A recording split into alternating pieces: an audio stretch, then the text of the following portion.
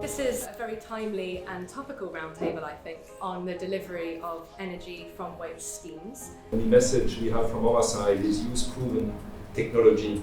Waste is not gas, it's not oil, it's not coal, it's a very complicated fuel, it's a changing fuel. You're reliant on the cash flows from the project itself in order to fund the sustainability of the project and repay the funding. Essentially what you need is a technology that works, cash flows that you can bank on, and also need to ensure that the quality, etc., of that feedstock is up to scratch. For me, it's about getting through planning and getting public on side. You put the word waste in there, local communities immediately start going, don't like the sound of this. It's a huge challenge getting them through the planning process. The right sites, the environmental considerations, perception on health. The evidence points to no impact whatsoever upon communities from a health perspective, but it's that perception.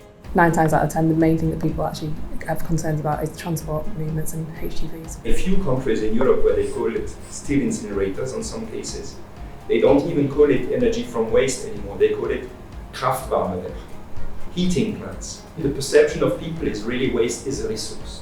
Much easier to maintain and to operate than thousands of gas boilers in individual properties. And the only consequence to that really in the modern city is disruption. It's a bit like, the debate about HS2 and it's 5 times over budget.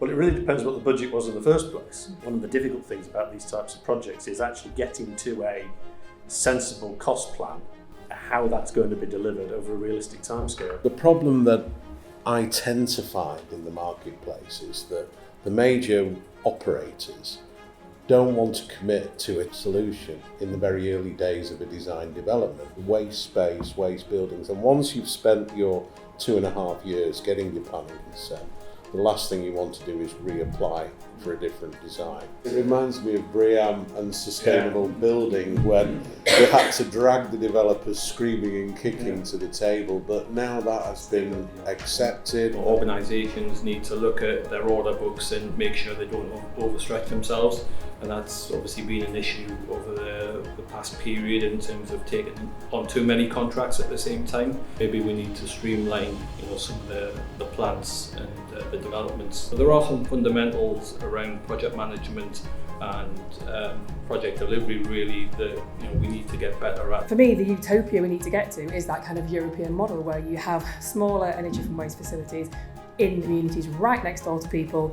That fear of the unknown disappears because people are living next door to these facilities and they actually see what directly happens to their waste. So certainly a move to get from those 25 megawatt type thermal plants down to more of maybe 2 to 5 megawatt plants. One of the biggest costs is the cost of your vehicles and your fuel costs, and nobody's ever really tackled that because you've had to drive too far with the waste. Bristol are one of the forerunners of implementing a much wider civic heat network on a wider scale, and you'll see a lot more cities kind of looking to plug into that. A lot more joint venture arrangements. Traditional contracting models are not quite going to work because you're never going to be able to push the risk. Government subsidy, perhaps government grants focused around these smaller schemes.